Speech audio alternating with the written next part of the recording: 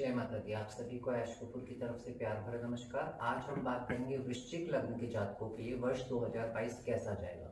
तो सबसे पहले बात करते हैं करियर और फाइनेंस की। तो करियर के लिहाज से बात करूं तो वृश्चिक लग्न के जातक जो नौकरी पेशा है और जो व्यापारी वर्ग के हैं उन दोनों के लिए मैं कहूंगा कि ये साल बहुत शुभ फलदायी है, बहुत राजयोगकारी है। अगर मैं ये कहूं कि ये साल आपके आने वाले 5 साल की नींव रखेगा स्टेबिलिटी के मामले में, तो ये कोई भी अतिशयोक्ति नहीं होगी। ये साल आपको बहुत अच्छी अपॉर्चुनिटीज मिलेंगी। विदेशी लोगों से, स्ट्रेंजर्स से आपके बहुत अच्छे संबंध बनेंगे। विदेशी धरती में करियर के बहुत अच्छे ऑफर्स मिल सकते हैं, बहुत अच्छी अपॉर्चुनिटीज मिल सकती हैं और अप्रैल के बाद भाग्य बहुत सपोर्टिव हो जाएगा। तो अगर इन शॉर्ट बात करूं कि करियर के लिहाज से नौकरी पेशा जातकों के लिए और व्यापारी वर्ग के लिए ये साल बहुत शुभ फलदायी है, बहुत अच्छा है। जिन जातकों की नौकरी नहीं लगी है, जो वृश्चिक लग्न के जातक हैं और जिनके जो अभी तक स्टेबल नहीं हुए हैं, उनका भी अप्रैल के बाद काफी ज्यादा चांसेस हैं कि इस साल आप स्टेबल हो जाएंगे। और अगर इस साल अप्रैल के बाद आप जॉब में लगते हैं तो वो लॉन्ग लास्टिंग होगा, वो आपके लिए बेनिफिशियल होगा। तो कार्य क्षेत्र के मामले में वृश्चिक लग्न के जातकों के लिए ये साल अप्रैल के बाद हर तरफ से शुभ फलदायी है और बहुत उन्नति कारक है। फाइनेंस के मामले की बात करूं तो ये फाइनेंस के मामले में भी ये साल 2021 से ये साल बहुत फ्रूटफुल साबित होगा। इस साल आपके जमीन जायदाद लेने के भी योग बन रहे हैं, लग्जरियस गाड़ी लेने के भी योग बन रहे हैं, तो बहुत शुभ है। बस थोड़ा सा ये ध्यान रखें, जो भी वृश्चिक लग्न के जातक हैं, अगर उनकी चंद्र राशि मकर है, ध्यान से सुनिए, जो भी वृश्चिक लग्न के जातक हैं अगर उनकी चंद्र राशि मकर है तो वो इस साल प्रॉपर्टी में इन्वेस्ट ना करें। हो सकता है कोई पुरानी प्रॉपर्टी, कोई अभिशप्त प्रॉपर्टी, कोई केस जिसमें चल रहा हो, ऐसी कोई प्रॉपर्टी आपको मिल जाए और वो आपके लिए शुभ फलदायी साबित ना हो, उसकी वजह से आपको प्रॉब्लम्स आ जाए। तो जो वृश्चिक लग्न के जातक है, जिनकी मकर राशि है, उनको प्रॉपर्टी में इन्वेस्ट नहीं करना। बाकी सबके लिए ये साल फाइनेंस के मामले में बहुत अच्छा है। अगर वृश्चिक लग्न के जातक जिनका अभी काफी समय से काम धाम कई लोगों का बंद हो चुका है, जो कर्जे में है, इस साल आप कर्ज मुक्त होने की आपकी पूरी संभावना है। तो फाइनेंस के मामले में और करियर के मामले में ये साल शुभ फलदायी है। अब बात करूं प्रेम संबंध, वैवाहिक जीवन या विवाह की, तो जिन जातकों का विवाह नहीं हुआ है उनका अप्रैल के बाद समय बहुत अच्छा है। आप सभी को यही एडवाइस देना चाहूंगा कि अप्रैल के अंदर विवाह बिल्कुल ना करें, बिल्कुल भी लॉन्ग लास्टिंग साबित नहीं होगा, आपको काफी प्रॉब्लम्स आएगी। अप्रैल के बाद वर्ष अंत तक का पूरा समय बहुत शुभ फलदायी है। इस साल अगर आपका अप्रैल के बाद विवाह होता है तो बहुत आपको शुभ फलों की प्राप्ति होगी और आपको अच्छा वैवाहिक जीवन साथी मिलेगा। अब अगर बात करूं वैवाहिक दंपतियों की, तो वृश्चिक लग्न के जातक जो वैवाहिक दंपति हैं उनके लिए अप्रैल तक का समय ठीक नहीं है। थोड़ा सा और आप चीज़ों को संभालने की कोशिश कीजिए। देखिए, लास्ट 14 मंथ से राहु आपके विवाह स्थान में चल रहे हैं, तो जो भी वृश्चिक लग्न के जातक हैं अभी अप्रैल तक उनके विवाह स्थान में राहु यथावत रहेंगे। अप्रैल के बाद वो आपके छठे भाव में आएंगे। तो लास्ट 14 मंथ से और अपकमिंग आने वाले 4 मंथ तक विवाह स्थान का राहु आपके सामने काफी चीजें ओपन किया है वैवाहिक जीवन को लेके। कहीं ना कहीं आप दोनों को, आपको और आप हस्बैंड वाइफ दोनों को समझ में आया है कि कुछ ना कुछ चीजें जो भी चल रही हैं वो स्टेबल नहीं है। वजह कुछ भी हो, चाहे आप की कुंडली में विवाह भंग योग हो, राहु विवाह स्थान में आया है तो कईयों का विवाह भंग हुआ होगा, वैसे योग बने होंगे या फिर अप्रैल के अंदर और बनने की है अभी।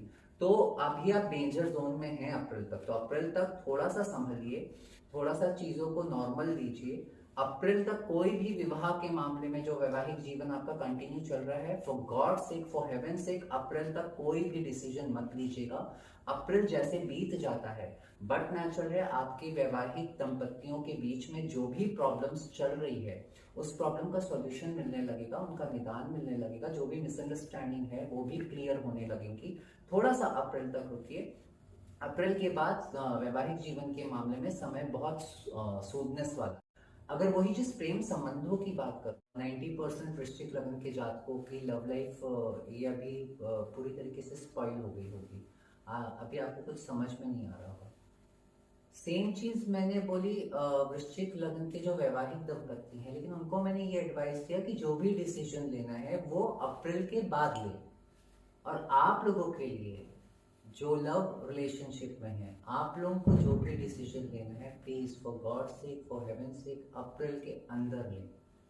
अगर आपको रिश्ता जोड़ना है तो अप्रैल के अंदर वो डिसीजन लें। अगर आपको रिश्ते में ब्रेकअप चाहिए है, अगर आपको इन 1.5 सालों में ये चीज़ समझ में आ गया है कि आप अपने पार्टनर को नहीं समझा पा रहे या आपका पार्टनर आपको नहीं समझ पा रहा, वजह जो भी है, अगर कहीं ना कहीं वो खटास आई है, तो जो भी डिसीजन लेना है फर्म डिसीजन लें।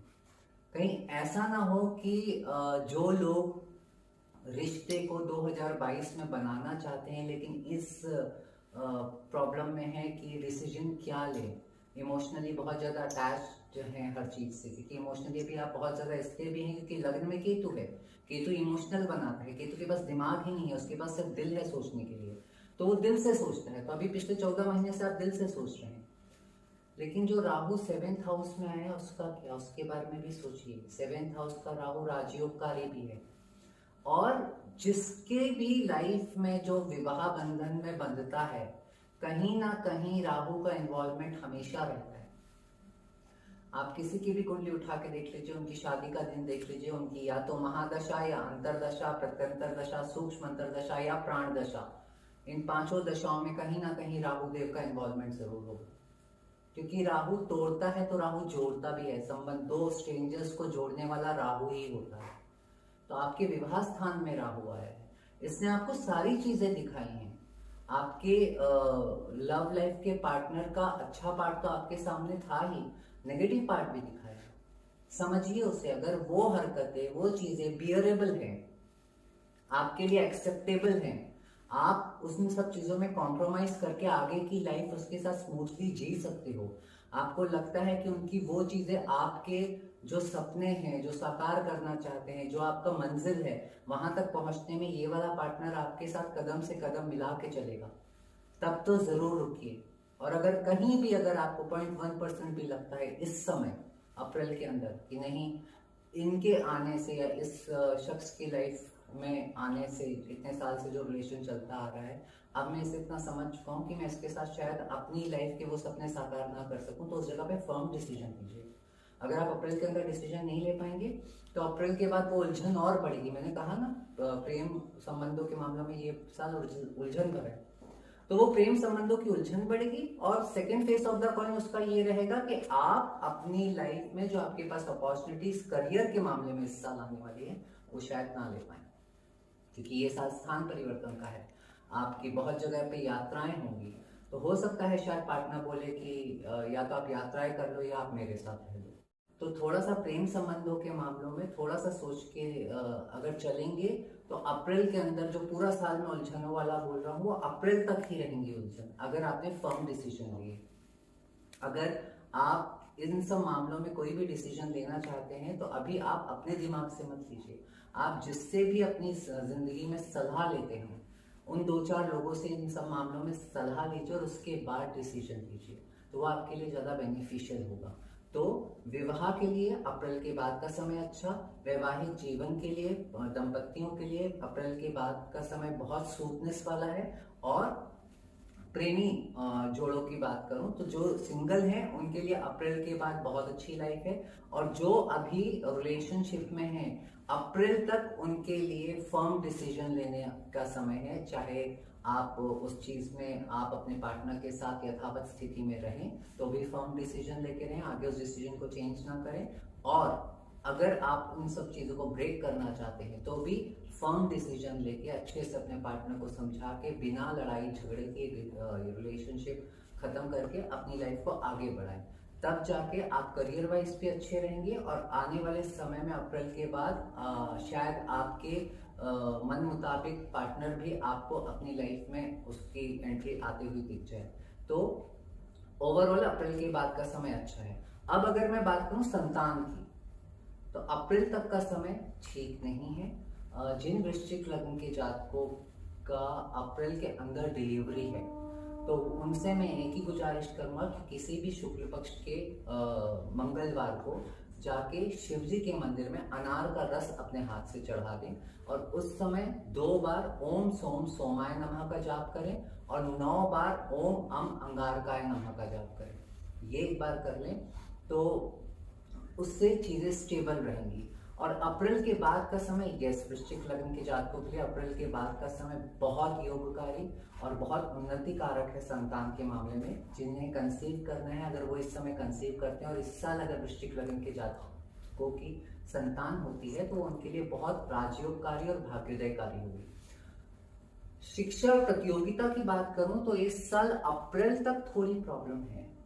अप्रैल तक आपकी चीजें, आपकी जो पावर है, आपके अंदर जो कैपेसिटी है, आपके अंदर जो चीजों को ग्रैब करने का तरीका है, वो सारी चीजें कुंद पड़ेंगी। अभी दिमाग नहीं चल रहा, अभी शरीर में पूरा आलस भरा पड़ा है। आप बहुत आलसी हो गए हैं, ये चीज फैक्ट है वृश्चिक लग्न के जो जातक हैं, क्योंकि शनि तीसरे भाव में चल रहा है। तो अब अप्रैल के बाद जब शनि आपके चौथे भाव में, सुख भाव में आ जाएंगे, उसके बाद शिक्षा के मामले में बहुत अच्छा है। आपको विदेश जाने के मौके मिलेंगे, आपको कार्य क्षेत्र में भी विदेश जाने के मौके मिलेंगे। जितने भी कॉम्पिटिटिव एग्जाम्स हैं अप्रैल के बाद, वैसे ही शनि सुख भाव में आ रहे हैं, छठे भाव से लाभ भाव में, तो बहुत अच्छा है। और राहु खुद आपके कॉम्पिटिटिव एग्जाम्स के भाव में आ रहे हैं, तो वो और शुभ अच्छा है, क्योंकि पाप घर में पाप ग्रह बहुत शुभ फल देता है, नेगेटिव पॉजिटिव हो जाता है। तो कंपटीशन के रिगार्ड से बहुत अच्छा साल है। आप जो भी कॉम्पिटिशन देते हैं और अगर आपने तैयारी करी है तो इस साल भाग्य भी सपोर्टिव है और चीजें आपके फेवर में ही आएंगी। जहां तक शत्रुओं की बात करूं, क्योंकि राहु 6th हाउस में आ रहे हैं, तो शत्रु अब आपका कुछ नहीं बिगाड़ पाएंगे। इवन शत्रु भी अब इस साल आपका लोहा मानना चालू कर देंगे, क्योंकि इस बार आप दिमाग के जादूगर होंगे। जो भी आपको अपना काम करेंगे, आप दिमाग के बलबूते बहुत अच्छा काम करेंगे। साथ ही साथ अगर मैं बात करूं तो ये साल, ये अपकमिंग अप्रैल के बाद ये पूरा साल आध्यात्मिक विकास के लिए वृश्चिक लग्न के जातकों के लिए बहुत अच्छा है, बहुत शुभ फलदायी है। अगर वृश्चिक लग्न के जातक इस साल अप्रैल के बाद थोड़ा सा ध्यान करना स्टार्ट करें, मेडिटेशन करना स्टार्ट करें, तो मैं ये गारंटी के साथ कह सकता हूँ कि आपका पॉजिटिव ऑरा भी बहुत बढ़ेगा और साथ ही साथ आपकी इंट्यूशन पावर्स भी बहुत ज़्यादा बढ़ेंगी। स्वास्थ्य की बात करूं तो अप्रैल तक का समय स्वास्थ्य के लिहाज से थोड़ा अप एंड डाउन भरा है। अप्रैल के बाद पूरा वर्ष अंत तक वृश्चिक लग्न के जातकों को बहुत बड़ी स्वास्थ्य की कोई प्रॉब्लम दिखाई नहीं दे रही है। हाँ, वृश्चिक लग्न के जातकों के लिए एक बहुत इंपॉर्टेंट मुझे एडवाइस देनी है कि देखिए, इस साल आपका जो दूसरा केंद्र है वो है चौथा घर, जिसे हम कहते हैं सुख का घर। हर प्रकार का सुख उस घर से देखा जाता है, 4th हाउस, और वो उसके स्वामी हैं आपकी कुंडली में शनि महाराज। और अप्रैल तक वो 3rd हाउस में है और अप्रैल से वो आपकी कुंडली के 4th हाउस में आ जाएंगे, मतलब सुख के भाव में। ये भाव अगर रिश्ते से हम देखें तो रिश्ते से इस भाव से देखा जाता है माँ को। तो इस साल वृश्चिक लग्न के जातक जितने अपनी माँ को खुश रखेंगे, जितना अपना माँ का सम्मान करेंगे, माँ के हिसाब से चलेंगे, तो आई एम 110% श्योर कि आपके हर सुखों में प्रचुर वृद्धि होगी।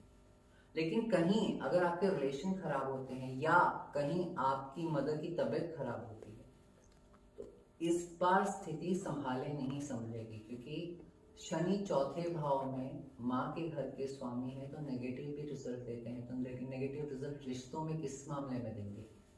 माँ के मामले में।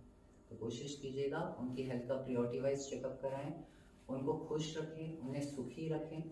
अगर ऐसा होता है तो आपको हर सुखों से परिपूर्ण कर देगी इस साल माता रानी। उपाय के तौर पे बात करूं तो अप्रैल तक हर शनिवार 3 स्ट्रीट डॉग्स को, अलग अलग रंग के 3 कुत्तों को, गली के कुत्तों को अपनी तरफ से गुड़ की पूड़ी खाने के लिए दें। और जब दें उन्हें तो उस समय मन में 8 बार अपने मन में जाप करें, ओम शम शनिश्चराय नमः। ये उपाय अप्रैल तक कर लें। अप्रैल के बाद के जो भी गोचर होंगे, जब मैं उनका वीडियो डालूंगा तब उनका उपाय बताऊंगा। माता रानी करे 2022 का साल आप सभी के लिए बहुत शुभ फलदायी और राजयोगकारी हो। आप सभी को मेरी तरफ से जय माता।